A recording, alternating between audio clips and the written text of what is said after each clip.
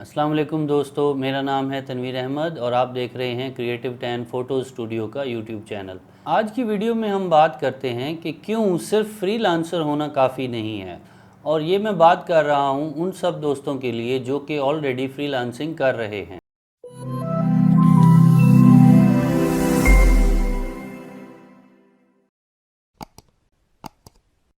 असल में freelancing business सिर्फ ये नहीं है कि आप क्लाइंट्स को ढूंढें, उनका काम करें, उनसे पैसे लें और उसके बाद नया क्लाइंट ढूंढना शुरू कर दें। ये आपकी फ्रीलांसिंग जर्नी का सिर्फ एक हिस्सा तो हो सकता है, लेकिन मुकम्मल फ्रीलांसिंग नहीं है। मुकम्मल फ्रीलांसिंग बिज़नेस मॉडल क्या है, उसी के बारे में जो है आज की वीडियो है।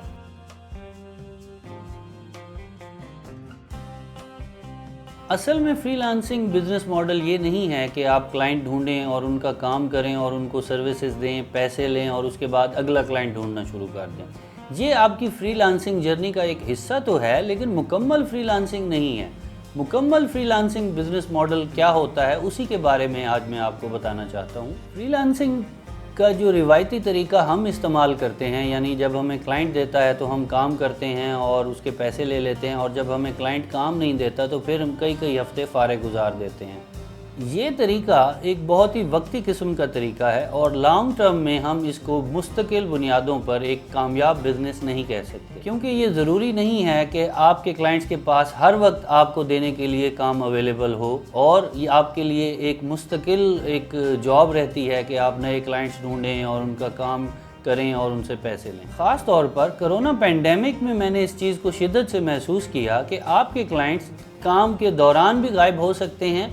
और प्रोजेक्ट्स को कैंसिल कर सकते हैं, और उसके रिज़ल्ट में जो है आपके लिए अपनी यहाँ लोकल कमिटमेंट्स निभाना मुश्किल हो जाता है। मेरे एक लंदन बेस्ड क्लाइंट ने 2012 से 2015 के दरमियान मुझसे 20,000 फ़ोटोज़ जो हैं वो एडिट करवाए, और मैंने उससे अच्छी खासी इनकम भी हासिल की। लेकिन मेरी वो इनकम सिर्फ 3 साल के लिए थी, जबकि क्लाइंट ने वो फ़ोटोज़ स्टॉक फ़ोटोज़ की वेबसाइट पे अपलोड किए और वो उनसे आज तक एक अच्छी पैसिव इनकम कमा रहा है, जो मेरे एल्गोरिथम के हिसाब से कोई 3 से 5,000 डॉलर पर मंथ होगी, जबकि मेरी अर्निंग जो है वो सिर्फ 2012 से लेकर 2015 तक थी और उसके बाद ख़त्म हो गई।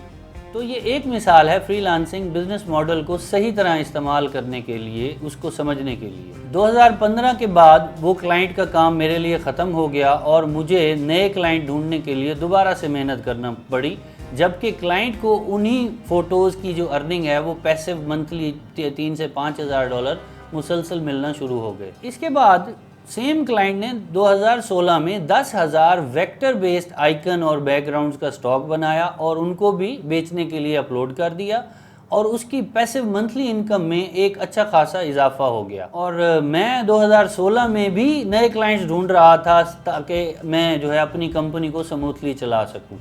2018 में मेरा सेम क्लाइंट बाली के जज़ायर में अपनी फैमिली के साथ हॉलीडे कर रहा था, क्योंकि वो फ्रीलांस बिज़नेस मॉडल से स्टॉक के मॉडल से 3-4 अपने इनकम सोर्सेज मैच्योर कर चुका था। और गेस व्हाट, मैं 2018 में भी क्लाइंट्स की मिन्नतें कर रहा था कि मुझे कोई काम दो ताकि मैं अपनी कंपनी चला सकूं। इसी दौरान मुझे ये समझ आ गया कि अगर मैंने फ्रीलांसिंग को ठीक तरह से करना है तो मुझे क्लाइंट वाले मॉडल के ऊपर जाना पड़ेगा, ताकि मैं भी रोज़ाना क्लाइंट ढूंढने से और फारिग बैठने की जो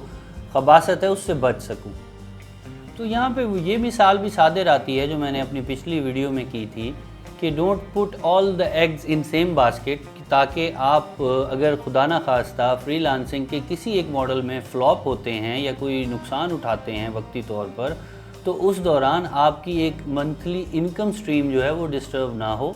और आप उसको कंटिन्यू रख सकें। जो मॉडल डिस्टर्ब हुआ है उसको हम वापस जो है रिवाइव कर सकते हैं दोबारा मेहनत करके इंशाल्लाह, लेकिन वक्ती तौर पर परेशानी से बचने के लिए ये ज़रूरी है कि आपके मल्टीपल इनकम स्ट्रीम्स जो हैं वो आपके पास मौजूद हों।